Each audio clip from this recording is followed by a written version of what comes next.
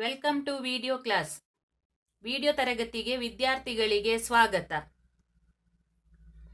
In this 29th session, I will be explaining about the topic recruitment from within and qualifications of the candidates.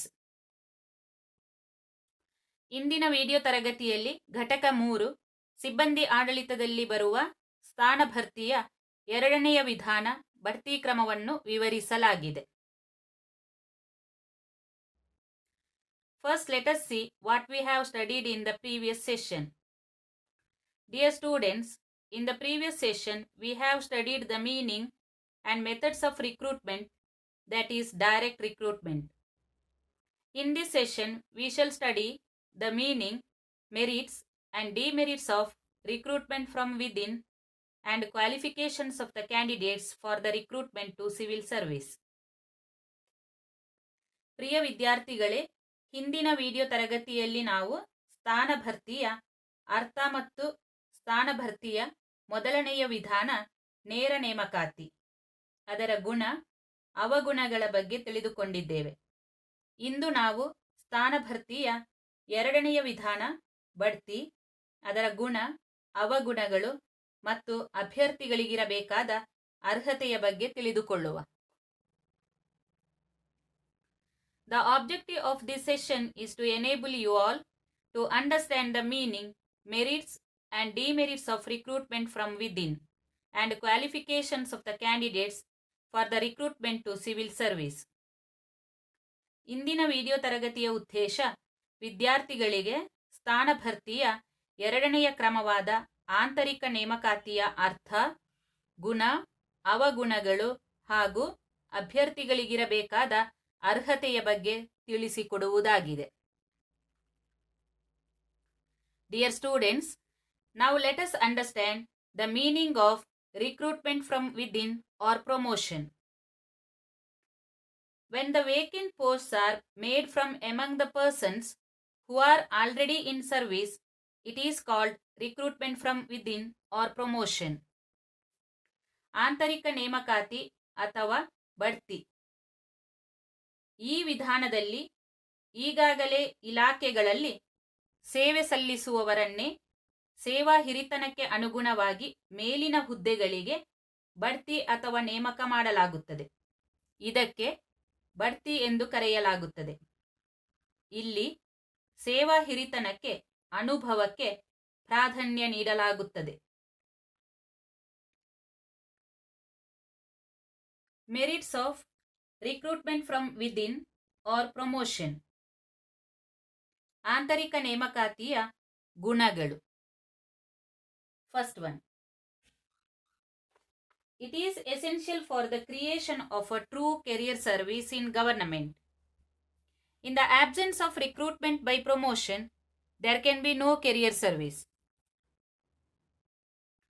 ಸರಕಾರದ ಸೇವೆಯಲ್ಲಿ ಜೀವನ ವೃತ್ತಿ ಪದ್ಧತಿಯನ್ನು ಸೃಷ್ಟಿಸಬೇಕಾದರೆ ಬಡ್ತಿ ಪದ್ಧತಿ ಅನಿವಾರ್ಯವಾಗುತ್ತದೆ. ಈ ಪದ್ಧತಿ ಇಲ್ಲದಿದ್ದರೆ ನಿಜವಾದ ಜೀವನ ವೃತ್ತಿ ಸಾಧ್ಯವಿಲ್ಲವಾಗುತ್ತದೆ. Second one, it increases the opportunity for advancement within the service. The promotional opportunities serve as a great incentive to hard-working employees. This indirectly helps in effecting efficiency. ಇದು ಸೇವೆಯೊಳಗೆ ಬಡ್ತಿಗೆ ಅವಕಾಶವನ್ನು ಕಲ್ಪಿಸುತ್ತದೆ.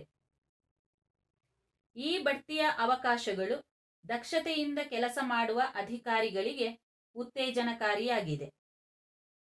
ಇದು ಪರೋಕ್ಷವಾಗಿ ಆಡಳಿತದ ಕಾರ್ಯಕ್ಷಮತೆ ಹೆಚ್ಚಲು ಕಾರಣವಾಗುತ್ತದೆ.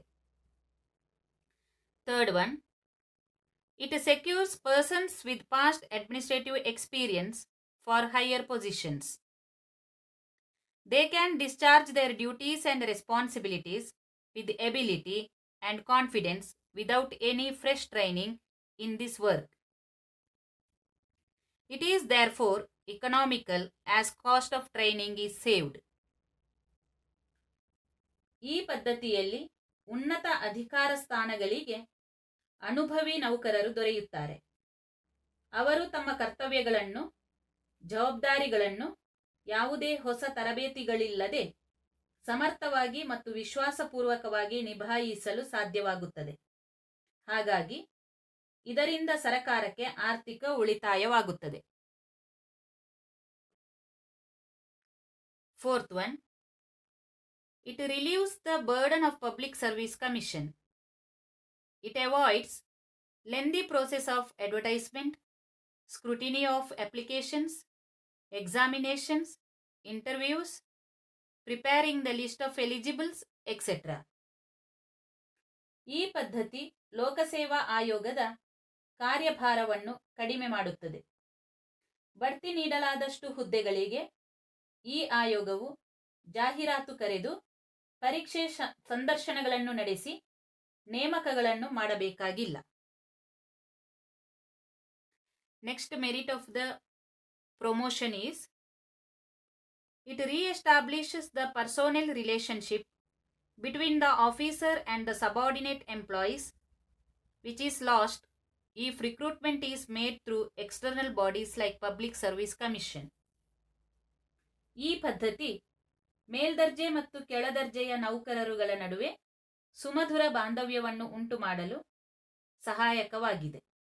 ನೇರ ನೇಮಕಾತಿ ಪದ್ಧತಿಯಲ್ಲಿ ಈ ರೀತಿಯ ಬಾಂಧವ್ಯ ಇರಲು ಸಾಧ್ಯವಿಲ್ಲ. Lastly, the very expectations of promotion as a reward for honest and intelligent workers heightens their morale. ಬಡ್ತಿಯ ಅವಕಾಶವು ಪ್ರಾಮಾಣಿಕ ಮತ್ತು ಬುದ್ಧಿವಂತ ನೌಕರರಿಗೆ ಬಹುಮಾನವಾದುದರಿಂದ ಅದು ನೌಕರರ ಮನೋಸ್ಥೈರ್ಯ ಮತ್ತು ಕಾರ್ಯಚೈತನ್ಯವನ್ನು ಹೆಚ್ಚಿಸುತ್ತದೆ. Now let us understand the demerits of recruitment from within or promotion. ಆಂತರಿಕ ನೇಮಕಾತಿಯ ದೋಷಗಳು. This system confines recruitment only to persons who are already in service. So, it narrows down the area of selection. And there the chance of getting best brains are considerably reduced. ಈಗಾಗಲೇ ಕೆಲಸದಲ್ಲಿರುವ ನೌಕರರಿಗೆ ಮಾತ್ರ ಬಡ್ತಿಯ ಅವಕಾಶ ಸೀಮಿತವಾಗಿರುತ್ತದೆ. ಹಾಗಾಗಿ ಆಯ್ಕೆಯ ವ್ಯಾಪ್ತಿಯು ಸೀಮಿತವಾಗಿರುತ್ತದೆ. ಇದರಿಂದ ಅತ್ಯುತ್ತಮ ವ್ಯಕ್ತಿಗಳು ಸಿಗುವ ಅವಕಾಶಗಳು ಕಡಿಮೆಯಾಗುತ್ತದೆ. Second one, under this system, only those persons who are comparatively old and who have lost much of their vigor and energy are promoted to hold higher posts. These energyless people cannot take the nation ahead. ಈ ಪದ್ಧತಿಯಲ್ಲಿ ಸೇವೆಯಲ್ಲಿ ಹಿರಿಯರಾದ ಶಕ್ತಿಗುಂದಿದ ವ್ಯಕ್ತಿಗಳನ್ನು ಉನ್ನತ ಹುದ್ದೆಗಳಿಗೆ ಬಡ್ತಿ ಮಾಡಲಾಗುತ್ತದೆ. ಇಂತಹ ವಯಸ್ಸಾದ ಶಕ್ತಿಹೀನ ವ್ಯಕ್ತಿಗಳು ರಾಷ್ಟ್ರವನ್ನು ಸರಿಯಾಗಿ ಮುನ್ನಡೆಸಲಾರರು. Third one, it undermines the principle of equality of opportunity as recruitment is confined to those who are already in service. It favors government employees and neglects common citizens. As such, this system is criticized as undemocratic. ಈ ಪದ್ಧತಿಯು ಪ್ರಜಾಸತ್ತಾತ್ಮಕ ತತ್ವಗಳಿಗೆ ವಿರುದ್ಧವಾಗಿದೆ. ಆಡಳಿತ ಸೇವೆಗೆ ಸೇರಲು ಎಲ್ಲರಿಗೂ ಸಮಾನ ಅವಕಾಶಗಳಿರುವುದಿಲ್ಲ.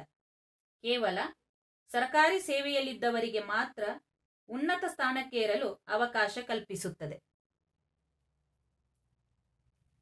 Fourth one, under this system of recruitment, the government may not secure the young and brilliant university products for public service.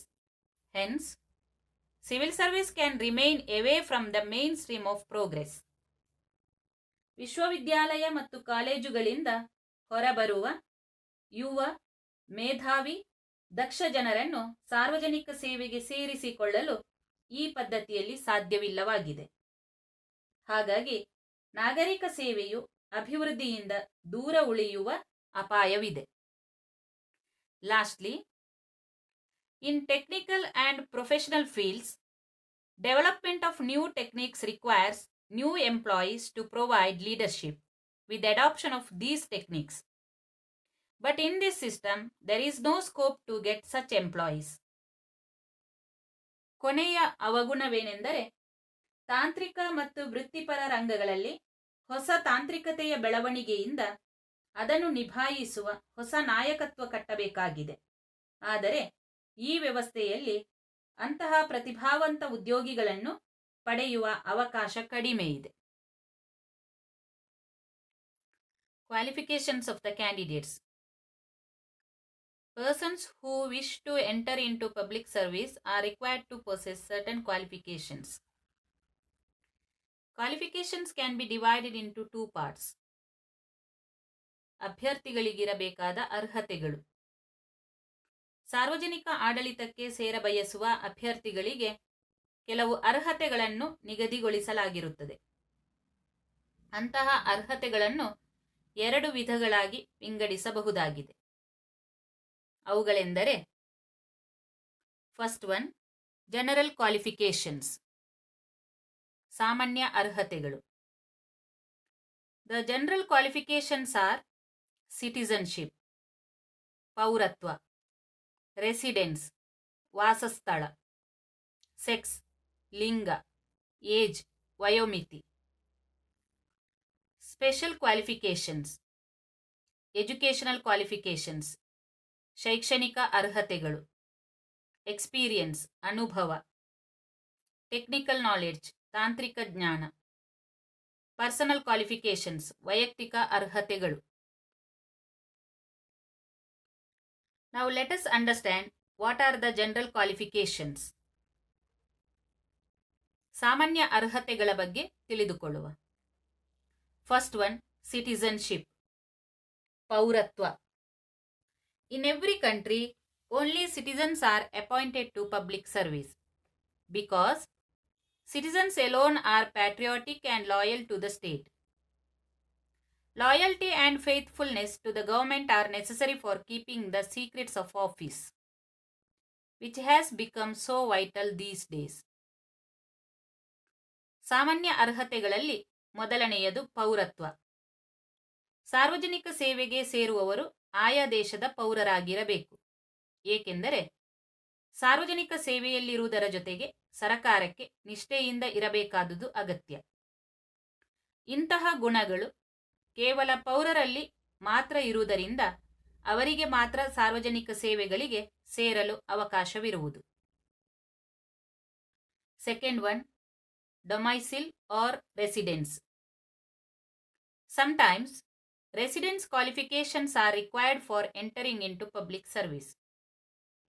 It is specially so for state services.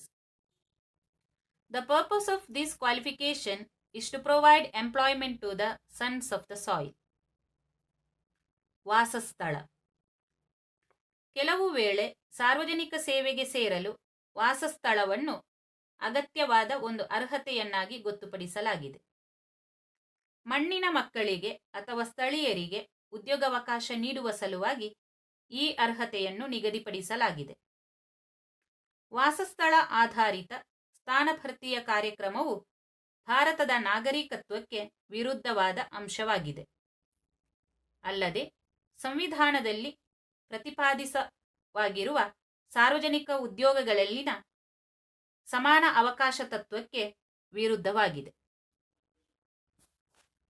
Third one, sex.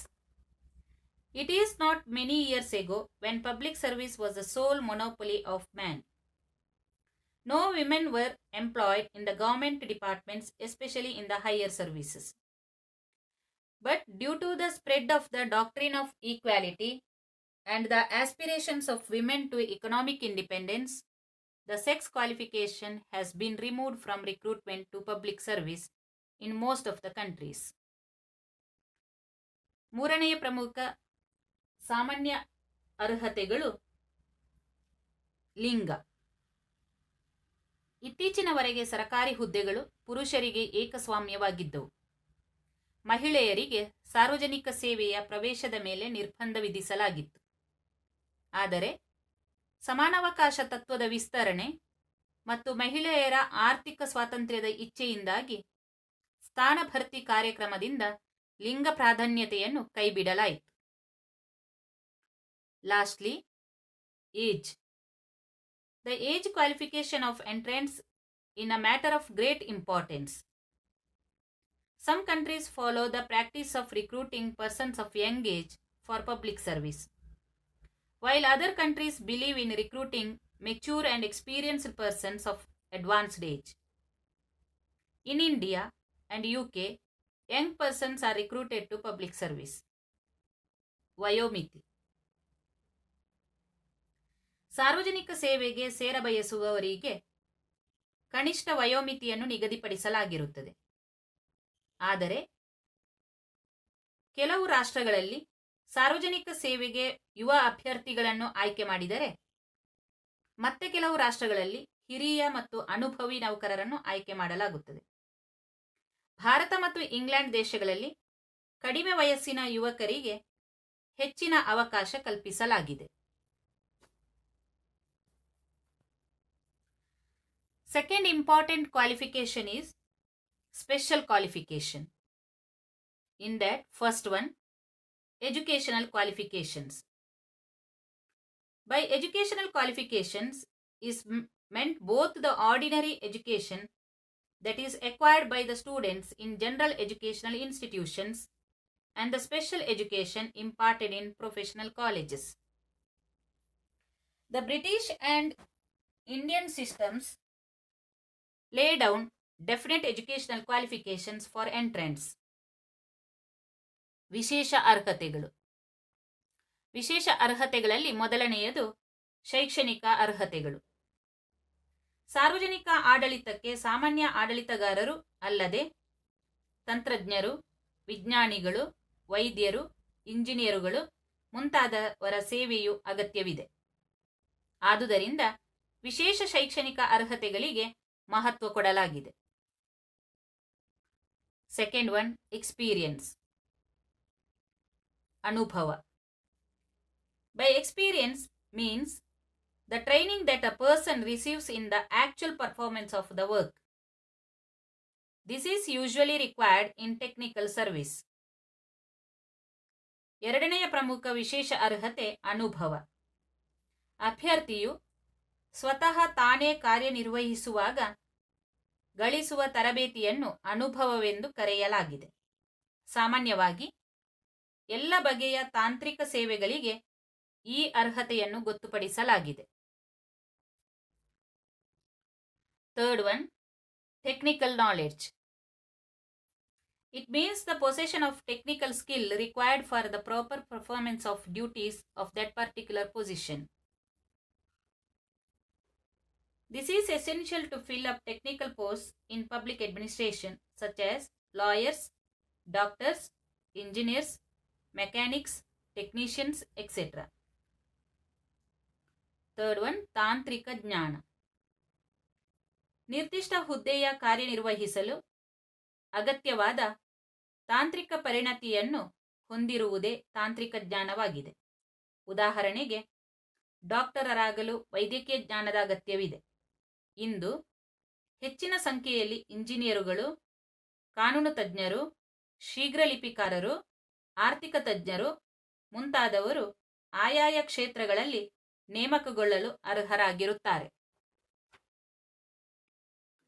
Last one, personal qualifications. The civil servants are required to possess certain personal qualities such as honesty, integrity, faithfulness, punctuality, secrecy, executive ability, and scientific mode of thought, and even personal appearance and manner. Last one, ವೈಯಕ್ತಿಕ ಅರ್ಹತೆಗಳು. ಇತರ ಅರ್ಹತೆಗಳ ಜೊತೆಯಲ್ಲಿ ವೈಯಕ್ತಿಕ ಅರ್ಹತೆಗಳು ಕೂಡ ಪ್ರಮುಖವಾದುದು. ಆದರೆ ಇವುಗಳನ್ನು ನಿರ್ಧರಿಸುವುದು ಕಠಿಣ ಕೆಲಸ. ಆಡಳಿತ ನಿರ್ವಹಣಾ ಸಾಮರ್ಥ್ಯ, ರುಜುತ್ವ, ಕಾಲನಿಷ್ಠೆ, ವ್ಯಾವಹಾರಿಕ ಜಾಣತನ, ಕಾರ್ಯದಕ್ಷತೆ, ವಿಧೇಯತೆ, ಅನ್ಯರೊಡನೆ ಹೊಂದಿಕೊಂಡು ಹೋಗಬಲ್ಲ ಸಾಮರ್ಥ್ಯ, ಜವಾಬ್ದಾರಿಯನ್ನು ಹೊರುವ ಶಕ್ತಿ, ಸಮಸ್ಯೆಯನ್ನು ಜಾಣ್ಮೆಯಿಂದ ಬಗೆಹರಿಸಬಲ್ಲ ಚತುರತೆ, ಇವೇ ಮುಂತಾದವುಗಳು ವೈಯಕ್ತಿಕ ಅರ್ಹತೆಗಳಾಗಿವೆ. These are the qualifications of the candidates. Both the system have their own advantages and disadvantages. ಸ್ಥಾನ ಭರ್ತಿಯ ಎರಡೂ ಪದ್ಧತಿಗಳಲ್ಲಿ ಗುಣಗಳು ಮತ್ತು ದೋಷಗಳಿರುವುದನ್ನು ನಾವು ಕಾಣುತ್ತೇವೆ. ಆದ್ದರಿಂದ ಸರಿಯಾದ ಯೋಜನೆಯ ಮುಖಾಂತರ ಎರಡೂ ಪದ್ಧತಿಗಳನ್ನು ಅನುಸರಿಸಬೇಕು. The qualifications required of public employees rest efficiency and standard of public administration. It is essential that there must be some method for determining the qualifications of the candidates. ಅಭ್ಯರ್ಥಿಗಳ ಅರ್ಹತೆಗಳು ಸಾರ್ವಜನಿಕ ಆಡಳಿತದ ದಕ್ಷತೆಯನ್ನು ಹೆಚ್ಚಿಸುತ್ತದೆ. ಹಾಗಾಗಿ ಅಭ್ಯರ್ಥಿಗಳ ಅರ್ಹತೆಯನ್ನು ನಿರ್ಧರಿಸುವ ಸರಿಯಾದ ವಿಧಾನವನ್ನು ಅನುಸರಿಸುವುದು ಸೂಕ್ತ. Dear students, to gain more information about the topic, you can refer these books also. ವಿದ್ಯಾರ್ಥಿಗಳೇ, ಈ ವಿಷಯದ ಹೆಚ್ಚಿನ ಮಾಹಿತಿಗಾಗಿ ಈ ಪುಸ್ತಕಗಳನ್ನು ರೆಫರ್ ಮಾಡಬಹುದು. Now let us go through few multiple choice questions related to this topic. First one. The recruitment to the higher posts is made from among the persons who are already in service is known as dash. ಈಗಾಗಲೇ ಸೇವೆಯಲ್ಲಿರುವ ವ್ಯಕ್ತಿಗಳನ್ನು ಉನ್ನತ ಹುದ್ದೆಗಳಿಗೆ ನೇಮಕ ಮಾಡುವುದನ್ನು dash ಎಂದು ಕರೆಯುತ್ತಾರೆ. Options are direct recruitment, ನೇರ ನೇಮಕಾತಿ, ಪ್ರಮೋಷನ್ ಬಡ್ತಿ, ರಿಕ್ರೂಟ್ಮೆಂಟ್ ನೇಮಕಾತಿ, ಸೆಲೆಕ್ಷನ್ ಆಯ್ಕೆ. The right answer is promotion. ಈಗಾಗಲೇ ಸೇವೆಯಲ್ಲಿರುವ ವ್ಯಕ್ತಿಗಳನ್ನು ಉನ್ನತ ಹುದ್ದೆಗಳಿಗೆ ನೇಮಕ ಮಾಡುವುದನ್ನು ಬಡ್ತಿ ಎಂದು ಕರೆಯುತ್ತಾರೆ. Second one. Which method of recruitment undermines the principle of equality of opportunity? ಯಾವ ನೇಮಕಾತಿ ವಿಧಾನವು ಸಮಾನತೆಯ ತತ್ವವನ್ನು ಕಡೆಗಣಿಸುತ್ತದೆ? ದ ಆಪ್ಷನ್ಸ್ ಆರ್ ಇಂಟರ್ವ್ಯೂಸ್, ಸಂದರ್ಶನ, ರಿಕ್ರೂಟ್ಮೆಂಟ್ ವಿದೌಟ್, ಬಾಹ್ಯ ನೇಮಕಾತಿ, ರಿಕ್ರೂಟ್ಮೆಂಟ್ ವಿದಿನ್, ಆಂತರಿಕ ನೇಮಕಾತಿ, ನನ್ ಆಫ್ ದ ಎಬೋವ್, ಮೇಲಿನ ಯಾವುದೂ ಅಲ್ಲ. The right answer is recruitment from within. ಆಂತರಿಕ ನೇಮಕಾತಿ ಸರಿಯಾದ ಉತ್ತರ. ಯಾಕೆಂತ ಹೇಳಿದರೆ ಈಗಾಗಲೇ ಸೇವೆಯಲ್ಲಿರುವವರನ್ನು ಉನ್ನತ ಹುದ್ದೆಗಳಿಗೆ ನೇಮಕ ಮಾಡಿಕೊಳ್ಳುವುದರಿಂದ ಇದು ಸಮಾನತೆಯ ತತ್ವಕ್ಕೆ ವಿರುದ್ಧವಾಗಿದೆ. Third one. Only dash are appointed to public service. ಯಾರನ್ನು ಮಾತ್ರ ಸರಕಾರಿ ಸೇವೆಗೆ ಸೇರಿಸಿಕೊಳ್ಳಲಾಗುತ್ತದೆ? ಆಪ್ಷನ್ಸ್ ಆರ್ ಏಲಿಯನ್ಸ್, ವಿದೇಶಿಯರು, ಸಿಟಿಸನ್ಸ್ ನಾಗರಿಕರು, ಪೀಪಲ್ ಜನರು, ಆಲ್ ದ ಎಬೋವ್ ಮೇಲಿನ ಎಲ್ಲವೂ. The right answer is citizens. ಸರಿಯಾದ ಉತ್ತರ ನಾಗರಿಕರು. ಯಾಕೆಂತ ಹೇಳಿದರೆ ನಾಗರಿಕರು ಮಾತ್ರ ರಾಷ್ಟ್ರದ ಸೀಕ್ರೆಸಿ ಅಥವಾ ರಹಸ್ಯವನ್ನು ಕಾಪಾಡಬಲ್ಲರು. Fourth one. Which of these is not the general qualification of candidate? ಇವುಗಳಲ್ಲಿ ಯಾವುದು ಅಭ್ಯರ್ಥಿಗಳಿಗಿರಬೇಕಾದ ಸಾಮಾನ್ಯ ಅರ್ಹತೆಯಲ್ಲ? ಡೊಮೈಸೈಲ್ ವಾಸಸ್ಥಳ, ಏಜ್ ವಯೋಮಿತಿ, ಟೆಕ್ನಿಕಲ್ ನಾಲೆಡ್ಜ್ ತಾಂತ್ರಿಕ ಜ್ಞಾನ, ಸಿಟಿಸನ್ಶಿಪ್ ಪೌರತ್ವ. The right answer is technical knowledge. ಇದಕ್ಕೆ ಸರಿಯಾದ ಉತ್ತರ ತಾಂತ್ರಿಕ ಜ್ಞಾನ. Fifth one. Which of these is a special qualification of a candidate? ಇವುಗಳಲ್ಲಿ ಯಾವುದು ಅಭ್ಯರ್ಥಿಗಳಿಗಿರಬೇಕಾದ ವಿಶೇಷ ಅರ್ಹತೆ? ಆಪ್ಷನ್ಸ್ ಆರ್ ಸೆಕ್ಸ್ ಲಿಂಗ, ಎಕ್ಸ್ಪೀರಿಯನ್ಸ್ ಅನುಭವ, ಸಿಟಿಸನ್ಶಿಪ್ ಪೌರತ್ವ, residence ವಾಸಸ್ಥಳ. The right answer is experience. ಇದಕ್ಕೆ ಸರಿಯಾದ ಉತ್ತರ ಅನುಭವ. Thank you.